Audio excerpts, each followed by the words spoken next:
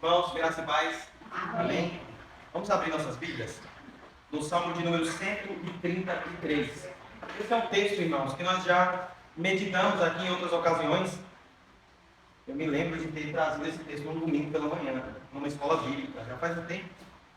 Mas como nós estamos numa sequência, né, dos Salmos de Romagem, e esse é o penúltimo que nós veremos. Na semana que vem, se Deus quiser, nós estudaremos o 134 do nosso irmão presbítero Vitor. Então hoje nós vamos ler e meditar brevemente, de forma bastante objetiva e prática, no Salmo 133, texto conhecidíssimo, creio que os irmãos já saibam até de cor. Todos encontraram? Nós vamos ler todos a uma só voz. Salmo 133. Leamos. Oh, como é bom e agradável viverem unidos os irmãos. É como óleo precioso sobre a cabeça, o qual desce para a barba de Arão, e desce para a gola de suas vestes. É como o orvalho do Hermon, que desce sobre os montes de Sião. Ali ordena o Senhor a sua bênção e a vida para sempre. Amém. Samuel. Irmãos, vamos orar? E em seguida nós procederemos com a meditação de Deus. Senhor, nós somos gratos a Ti, Pai, pela Tua palavra, que é maravilhosa, que é bela, é viva e eficaz, transforma, Deus, as nossas vidas. A Tua palavra, Deus, que nos educa, a Tua palavra, Senhor, que nos santifica, nos limpa dos nossos pecados. Ó Deus, obrigado por essa palavra tão preciosa, tão cara para nós. Que o Senhor, ó Deus, por meio desta palavra, possa nos transformar, Senhor, de modo que a nossa vida possa ser uma vida de obediência, possa ser uma vida, ó Deus, que reflete o Teu caráter, a Tua vontade, a nossa vida prática. Essa é a nossa oração, em nome de Jesus Cristo. Amém. Irmãos, esse texto, conforme indica no título, ele foi escrito pelo rei Davi. Nós não lemos, mas esse cabeçalho, essa parte que está escrita em itálico, ela consta no texto original, faz parte do texto sagrado. E o cabeçalho diz o seguinte: Cântico de Romagem de Davi. Então nós temos aqui mais uma daquelas identificações. O salmo é de romagem, ou seja, é um daqueles salmos que o povo cantava quando estava rumando para Jerusalém, nas datas que tinham cultos e festas religiosas. E ele foi composto pelo rei Davi, personagem bastante conhecido na Bíblia. Todos nós aqui, desde pequenos na escola bíblica, já ouvimos falar sobre o rei Davi. Pois bem, foi ele quem escreveu, inspirado pelo Espírito Santo. Irmãos, como nós já sabemos e acabei de dizer, Davi era rei. E o reinado de Davi começou numa cidadezinha chamada Hebron. E ele reinou ali, irmãos, durante 7 anos e meio. Só que Davi, o seu reinado foi crescendo. Deus foi abençoando ele foi se tornando cada vez mais poderoso. E ele conseguiu se tornar rei de toda a terra prometida, de todo Israel. Naquela época, Israel ainda não era dividido em reino do norte e reino do sul. Era todo um povo só. Essa divisão só aconteceu depois de Salomão, que é filho de Davi. E aqui, irmãos, ele se torna rei de todo Israel. E agora o povo todo está unido debaixo de um único reinado, de um único rei, uma única autoridade. Por isso ele vai falar sobre união nesse salmo. Porque o povo agora está identificado como um povo unido, um povo que está debaixo da mesma autoridade. É interessante, irmãos, que Davi, ele herdou do antigo rei, do seu antecessor, um reino que, apesar de não ter sido ainda dividido como ia acontecer lá na frente, era um reino que estava um caos. Porque, como os irmãos devem se lembrar, eu creio, o antigo rei, o primeiro rei de Israel que veio antes do rei Davi, não era um rei muito bom. Quem foi esse rei que veio antes de Davi, que foi o primeiro rei de Israel? O rei Saul, era um homem que Deus reprovou, porque ele desobedecia a Deus. Ele achava que fazer alguns sacrifícios para Deus, sacrificar alguns animais, iria mascarar, tapear as desobediências dele, né? que Deus, as ordens que Deus havia dado a ele por intermédio do profeta Samuel. Então, depois de herdar um reino bagunçado, dividido, caótico, à beira de uma guerra civil, Davi ele conseguiu, com a graça de Deus, unir esse povo, de modo que ele se tornou rei de todo o Israel. Provavelmente, irmãos, Davi compôs esse salmo quando essa realidade aconteceu em Israel. E aqui ele expressa a felicidade que ele tem diante disso. Ele se tornou rei de Israel. O povo agora está unido e ele está feliz por causa disso. E o que ele faz? Ele louva a Deus. Ele louva ao Senhor em forma de poesia, declarando a beleza que existe na união do povo de Deus. É aqui, irmãos. Davi ele vai mostrar a beleza da união fraternal, da união do povo de Deus, de 3 formas. Nós vamos observar cada uma delas aqui e tirar algumas lições para as nossas vidas hoje. Porque apesar de nós não fazermos parte de Israel, nenhum de nós somos judeus, nenhum de nós somos descendentes desse povo, nós hoje somos o Israel de Deus, o povo de Deus, e nós também vivemos unidos. Então, essas verdades que Davi traz aqui, mesmo sendo muito antigas, elas se aplicam a nós hoje, a igreja de Cristo. Eu quero olhar com vocês, irmãos, no começo deste salmo, no verso 1, que o salmista ele celebra, ele festeja, ele louva a Deus por causa da união do seu povo. Olha o que ele diz: como é bom e agradável viverem unidos os irmãos. Essa partículazinha aí, um ponto de exclamação, traz essa ideia, irmãos, de uma ênfase. É como se Davi quisesse chamar a atenção do povo para que eles vejam. É como se ele estivesse dizendo assim: vejam vocês, vejam como é bonito, como é belo, como é agradável que o povo de Deus viva unido. Então ele está chamando a atenção do povo de Deus, ao mesmo tempo que ele louva ao Senhor pela felicidade e a beleza que há na união do povo de Deus. Então ele rende graças a Deus pela paz que o povo agora está desfrutando, pela união, pela harmonia que superou aquele período infeliz, aquele estado de confusão e divisão do reino que havia acontecido antes de Davi. E ao mesmo tempo, irmãos, ele está também exortando o povo. Davi ele não está apenas louvando a Deus pela união do povo, ao mesmo tempo ele está exortando o povo para também se alegrar com ele. É como se ele estivesse convocando o povo a se juntar com ele nessa alegria. É como se ele estivesse dizendo: eu estou feliz porque o povo de Deus agora é um só, e vocês deveriam se alegrar comigo também. É isso que o salmista está dizendo.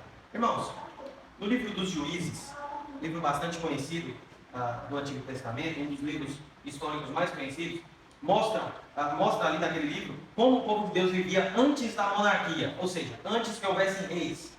Como eu disse, Davi aqui foi o segundo rei. O primeiro foi Saul, o segundo foi Davi. Antes de Saul, não tinha reis.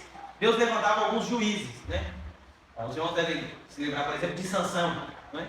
É um dos juízes mais famosos da Bíblia. Então, naquele período, Deus levantava um juiz que reinava ali, governava o povo, julgava o povo, libertava o povo de algum inimigo, povo inimigo que estava oprimindo eles. Só que era temporário esse reinado. O juiz vinha, governava, libertava o povo e logo o povo voltava a viver sem um rei, sem um representante. Era o tempo da teocracia, ou seja, era o próprio Deus quem governava o seu povo. Tanto é que quando o povo pede um rei, Deus não gosta, né? Porque Deus diz que eles rejeitaram o governo de Deus e pediram um rei como as outras nações, os outros povos tinham. Pois bem, irmãos, naquela época, lá no livro de Juízes, se você ler, você vai ver que tem uma frase que aparece várias vezes. Do começo ao fim do livro aparece uma frase que diz assim: e o povo vivia fazendo o que era reto aos seus próprios olhos. Ou seja, o povo fazia o que eles achavam que era correto, o que eles achavam que era certo. Obviamente essas notas eram notas tristes no livro, né? Porque o povo deixava de obedecer a Deus para fazer o que eles bem entendiam. Então por isso essa alegria do salmista aqui. Por isso ele está alegre aqui, porque o povo agora não está mais vivendo de acordo com o que eles acham que é correto. Agora eles estão vivendo debaixo de um único reinado, de um único representante. Eles estão agora unidos. Por isso ele diz: é bom e agradável que os irmãos vivam em união. Agora eles estavam unidos, a arca da aliança estava no seu lugar de origem, no lugar que Deus havia determinado, e eles podem agora festejar essa união. Na nossa Bíblia, provavelmente a de vocês é igual a minha, ou muito parecida, diz: como é bom e agradável viverem unidos os irmãos. Mas tem outras Bíblias, irmãos, que traduzem esse texto do original da seguinte forma: como é bom e agradável que os irmãos vivam como se fossem um. E é exatamente essa ideia que o texto quer trazer para nós aqui. Que o povo de Deus tenha uma união tão grande que é como se fosse uma única pessoa, um único ser. Né? Então, essa é a ideia, como se tivesse um único coração, um único pensamento, um único propósito. É assim que o povo de Deus deve viver. Nós não podemos viver enquanto povo de Deus, cada um com a sua visão, com o seu objetivo, com a sua perspectiva, com os seus planos, seus projetos, sua vida particular. Não, o povo de Deus ele vive como se fosse uma unidade. Não é à toa que o Novo Testamento pega essa linguagem e Paulo vai chamar a igreja de o corpo de Cristo. Né? Cristo é o cabeça e nós somos os membros do mesmo corpo. Por mais que nós somos membros diferentes, cada um tem uma função diferente, né? Como membro do corpo mesmo, né? A mão faz uma coisa, o pé faz outra, a orelha faz outra, a boca faz outra, mas fora do corpo, eles não têm função, não têm vida, não têm utilidade nenhuma. Nós só temos utilidade e podemos fazer algo de útil para Deus e no reino de Deus, se nós estivermos ligados no corpo de Cristo. Então é assim que o povo de Deus vive, desde o Antigo Testamento, como nós podemos ver nesse texto aqui. Isso faz todo sentido, irmãos. O próprio Jesus Cristo orou para que o seu povo, as suas ovelhas, fossem um. Vou pedir para a nossa irmã Diogênia ler para a gente o que está escrito em João, capítulo 17, versículo 21. Essa passagem, irmãos, de João 17, trata-se de uma oração feita pelo próprio Jesus. Jesus está orando ao Pai, intercedendo por nós, pelo seu povo, pela igreja. E olha o que ele pede lá em João 17, versículo 1. Pode ler. Levantou os olhos ao céu e disse: Pai, é chegada a hora. Glorifica a teu filho para teu filho, e glorifica a ti. Eu acho que eu li o versículo errado. Deixa eu ver. Eu acho que eu escrevi errado. João, capítulo 17. Deixa eu ver se eu...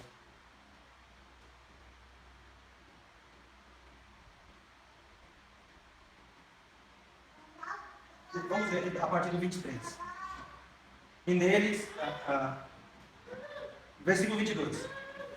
Eu lhes tenho transmitido a glória que me tens dado, para que sejam um, como nós somos um. Na verdade era o 22. Então, Jesus Cristo diz que ele transmitiu a glória que o Pai lhe deu, para que o povo de Deus fosse um. Igual a quem? Igual ele é com o Pai. Jesus Cristo e o Pai não são um? Jesus não diz lá em João 14, se eu não me engano, quando os discípulos pedem, mostra-nos o Pai. Ele diz, vocês estão comigo o tempo todo e me pedem para me mostrar o Pai. Quem vê a mim, vê o Pai, porque eu e ele somos um. Aqui Jesus ora, para que o povo de Deus seja um, como ele e o Pai é um. Então veja, irmãos, a comparação que há para a união do povo de Deus. Nós somos tão unidos quanto Cristo é unido com o Pai. João Calvino, ele comentando esse texto, irmãos, ele mostra aqui a ação do Espírito Santo nessa união. Ele diz, não pode haver dúvida de que o Espírito Santo deve ser visto nessa passagem como aquele que aconselha a harmonia mútua que deve existir entre todos os filhos de Deus e exorta-nos a exercer toda a diligência em manter essa harmonia. João Calvino, ele nos traz aqui algo que está muito parecido com o que está escrito lá em Efésios, capítulo 4, verso 3. Efésios 4, versículo 3, nos diz o seguinte: esforçando-vos, Paulo exorta o povo de Deus a viver unido, e ele diz no verso 3: esforçando-vos diligentemente por preservar a unidade do Espírito no vínculo da paz.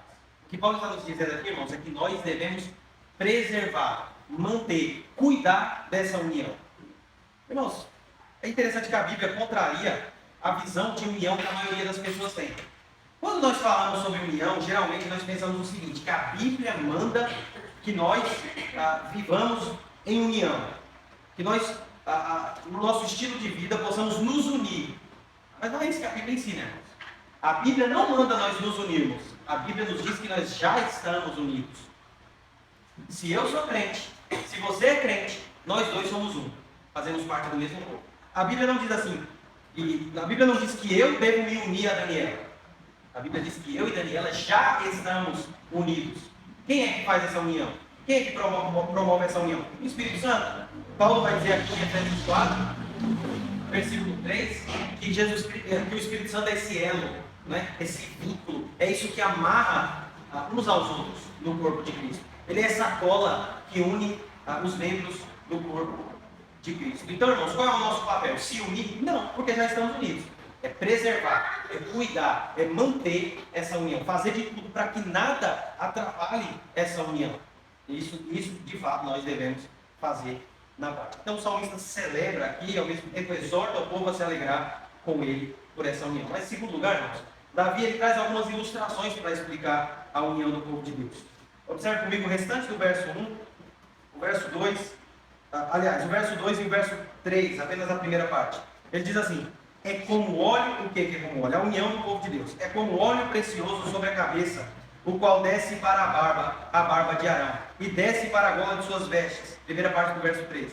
é como o orvalho do Hermon que desce sobre os montes de Sião. Então veja, ele traz aqui algumas comparações. E a primeira é que a união do povo de Deus é como algo aromático, perfumado. Ele diz, é como óleo precioso que desce sobre a cabeça, sobre a barba, sobre as vestes de Arão. E quem era Arão? Arão, ele era o irmão de Moisés. E Arão e a sua descendência foram escolhidos para ser os sacerdotes, aqueles líderes religiosos do povo de Deus. E esse óleo, irmãos, que o salmista Davi usa aqui, é o óleo que era usado para a consagração desses sacerdotes. Então veja, era um óleo caro, era um óleo raro, difícil de compor os seus ingredientes, era difícil de encontrar para fazer esse perfume, esse cosmético da época, que também era usado como cosmético, mas também como um óleo sagrado, um óleo santo, que era usado nos cultos. Então Davi diz, a união do povo de Deus é como esse óleo. Veja, irmãos, a união do povo de Deus não é pouca coisa. Ele pega aqui um elemento caro da época, algo que você não encontrava em qualquer lugar, com qualquer pessoa. Você deve se lembrar da passagem lá do Novo Testamento, que Jesus é ungido com um óleo desse, por uma mulher, né? E aí, Judas, ele diz o quê? Olha que desperdício, podia vender esse óleo, pegar o dinheiro e dar aos pobres. Ou seja, era um óleo caro, um óleo precioso, raro, difícil de ter. Então, o salmista Davi diz, a união do povo de Deus é como esse óleo. É agradável, é aromático. Quando seu cheiro se difunde, as pessoas se agradam. E ele é comparado com algo sagrado aqui. E aí, irmãos, é interessante que se a gente voltar lá para o Antigo Testamento, nós vamos ver que Deus, quando ele está dando ali a Moisés as instruções de como ele deveria construir o tabernáculo, o lugar da habitação, onde os sacrifícios deveriam ser feitos, Deus disse quais deveriam ser os móveis, onde eles deveriam estar posicionados, como deveriam ser feitas as ofertas, como deveriam ser o lugar santo, o santo dos santos, a tenda, tudo mais. E nessas regras, nessas ordens que Deus vai dando a Moisés, ele passa a receita desse óleo. Como esse óleo deveria ser feito, para que ele deveria ser usado. Então veja, Davi ilustra a união do povo de Deus, comparando ele a um óleo que sua receita foi criada, por assim dizer, pelas mãos do próprio Deus. O que significa? Significa o que nós já dissemos, com base no verso anterior, que a união do povo de Deus é algo que o próprio Deus faz. Não sou eu, não é você, é o próprio Deus que une o seu povo. E se dependesse de nós unirmos nós mesmos, seria difícil, né? Porque mesmo sabendo que é Deus que nos une, a nossa união não é perfeita, porque nós somos pecadores, nós falhamos uns com os outros. Mas o bom, irmãos, de saber que é Deus que nos une, e isso não se trata de algo que é promovido pelos homens, é que o nosso pecado, a nossa desobediência, a dureza do nosso coração não pode atrapalhar essa união. Por mais pecador que eu seja, eu nunca serei capaz de destruir a união que há no povo de Deus. Porque foi feito pelo próprio Deus. E aquilo que Deus faz, homem nenhum é capaz de destruir, não é verdade? Então isso mostra a importância dessa união aqui, tanto para Davi quanto para o povo de Deus, e a mesma importância que nós devemos dar para essa comunhão enquanto povo de Deus. Irmãos, os sacerdotes, Arão e sua descendência, não poderiam exercer seu trabalho sem antes ser ungido com esse óleo. Fazendo um paralelo aqui, a gente poderia entender o seguinte, que nada que eu fizer para Deus será aprovado se eu não for ungido também com esse óleo da união, se não for feito em comunhão. Então veja, irmãos, o serviço que eu presto a Deus, que você presta a Deus, não tem valor nenhum se não for feito com o corpo de Cristo, junto com o povo de Deus. Veja, eu posso ler a Bíblia em casa, sozinho. Eu posso ouvir pregações em casa, no computador, no celular, na internet, no YouTube. Eu posso cantar na minha casa com a minha família. Mas veja, irmãos, esses serviços de adoração a Deus, eles são muito mais carregados de significado quando eles são feitos junto com o povo de Deus. É por isso que nós nos reunimos todo domingo para adorar a Deus. Porque nós não lemos a Bíblia sozinho. Por mais que a gente possa fazer isso, nós lemos a Bíblia, a palavra de Deus, com o povo de Deus. Por mais que você possa cantar, adorar a Deus na sua casa sozinho, é importante, é necessário que nós louvemos ao Senhor junto com o povo de Deus. Que nós aprendamos da palavra de Deus, não apenas estudando, lendo livros e assistindo pregações, mas aprendendo também com os servos de Deus, aqueles que foram separados para esse serviço. Porque no céu será assim, irmãos. No novo céu e na nova terra, você não vai ficar lá na sua casinha, sozinho, fechada. Nós vamos adorar a Deus com todos os povos, todos os religiosos, pessoas que nós nunca vimos na vida, né? Pessoas de outras culturas, outras tribos, que vão louvar a Deus com outros estilos, né, culturais, e nós estaremos ali, juntos com eles, louvando ao Senhor. E aí Calvino ele comenta outra coisa sobre esse texto. Ele diz, por barba e golas, né? Porque o texto diz que a união do povo de Deus é como um óleo que desce sobre a cabeça, escorre pela barba de Arão e vai até a barra das suas vestes.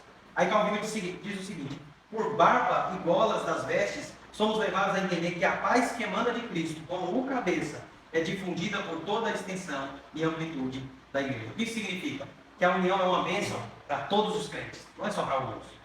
Não é só para aqueles que se acham mais santos, mais inteligentes. Não, é para todos. Todos devem desfrutar, todos podem desfrutar dessa comunhão. E aí, o salmista traz outra ilustração. Ele ilustra, irmãos, com algo frutífero. Ele vai dizer, verso 3, é como o orvalho do irmão que desce sobre os montes de Sião. Olha o que Davi está dizendo. A união do povo de Deus é comparável à garoa, à chuva que molha a terra. A terra seca que precisa ser molhada. Irmãos, isso é muito importante. O povo que ouviu Davi dizendo isso aqui, e o povo que cantava isso aqui, entendia muito bem o significado dessas palavras. Porque naquela época, a profissão mais comum entre o povo de Deus, entre os judeus também, era a profissão de agricultor.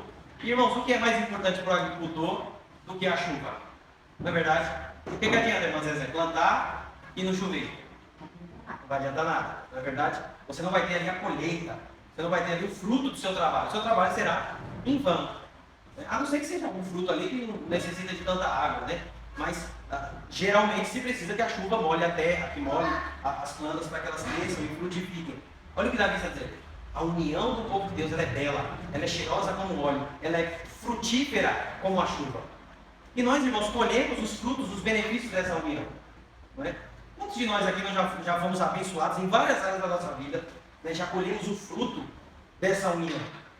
Quantos de nós aqui não podemos olhar para trás e pensar assim, rapaz, se não fosse o povo de Deus, não fossem meus irmãos da igreja, naquele período da minha vida, eu passei por essa e essa dificuldade, rapaz, como é que seria minha vida, né, naquele período?